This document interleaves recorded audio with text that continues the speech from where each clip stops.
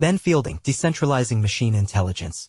Gensyn's CEO on how decentralized AI can compete with big tech. Fielding is a speaker at this year's Consensus Festival, appearing at the AI Summit.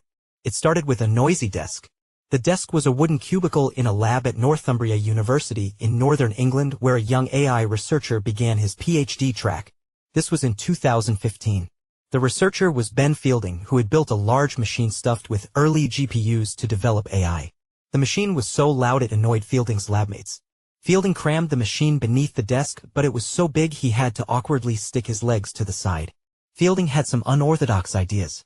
He explored how swarms of AI clusters of many different models could talk to each other and learn from each other, which might improve the collective whole.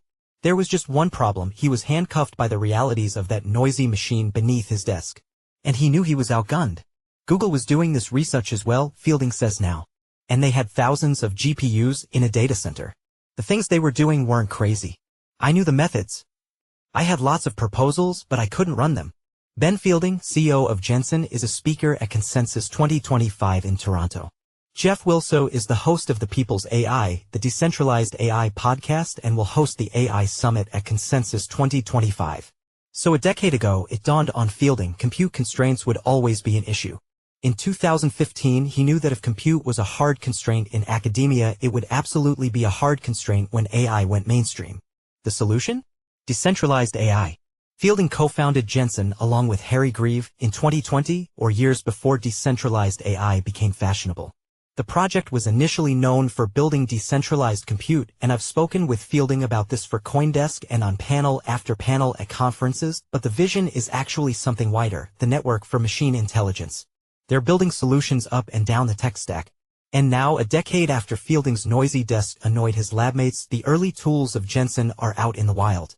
Gensyn recently released its RL Swarms protocol, a descendant of Fielding's PhD work, and just launched its testnet, which brings blockchain into the fold.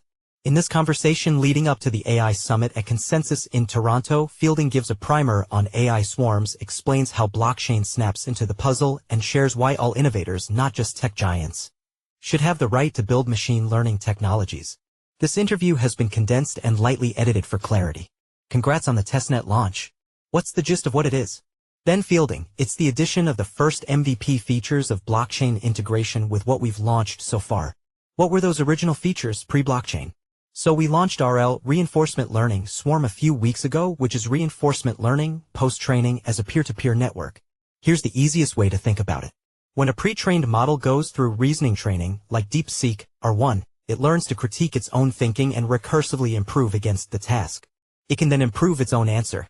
We take the process one step further and say it's great for models to critique their own thinking and recursively improve. What if they can talk to other models and critique each other's thinking? If you get many models together in a group that can all talk to each other, they can start learning how to send information to the other models with the overall goal of improving the entire swarm itself. Gotcha, which explains the name swarm. Right? It's this training method which allows many models to kind of combine in parallel to improve the outcome of a final metamodel that you could create from those models. But at the same time, you have every single individual model just improving on its own. So if you were to come along with a model on a MacBook, join a swarm for an hour and then drop back out again, you would have an improved local model based on the knowledge in the swarm, and you would have also improved the other models in the swarm. It's this collaborative training process that any model can join and any model can do. So that's what RL Swarm is. Okay, so that's what you released a few weeks ago. Now where does blockchain come in? So the blockchain is us moving forward some of the lower level primitives into the system. Let's just pretend that someone doesn't understand the phrase lower level primitives. What do you mean by that? Yeah, so I mean very close to the resource itself. So if you think about the software stack, you've got a GPU stack in a data center. You've got drivers on top of the GPU. You've got operating systems, virtual machines. You've got all this stuff going up. So a lower-level primitive is the closest to the bottom foundation in the tech stack. Am I getting that right? Yes, exactly.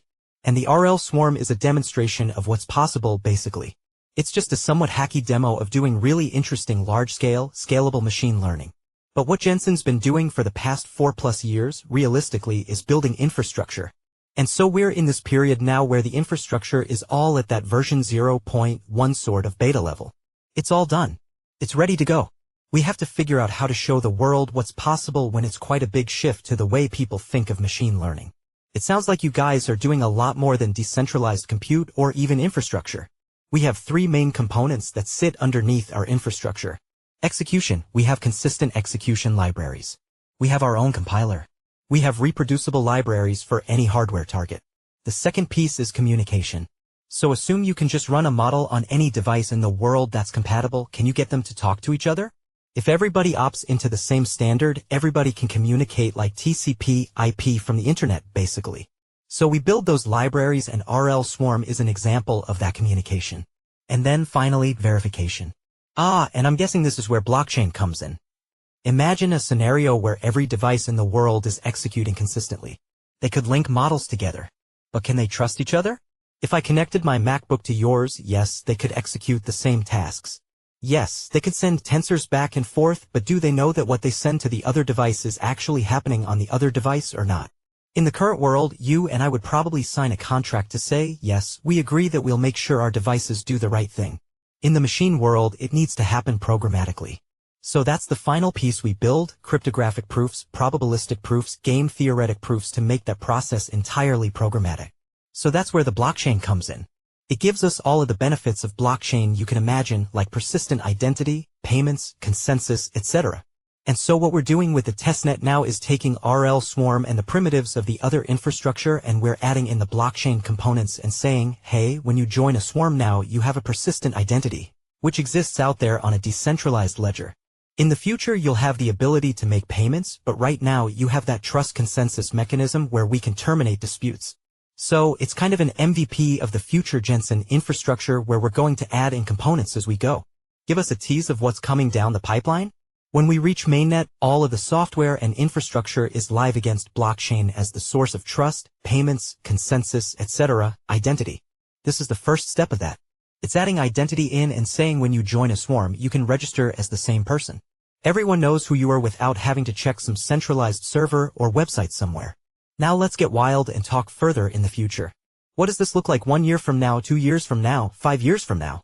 What's your North Star? Sure.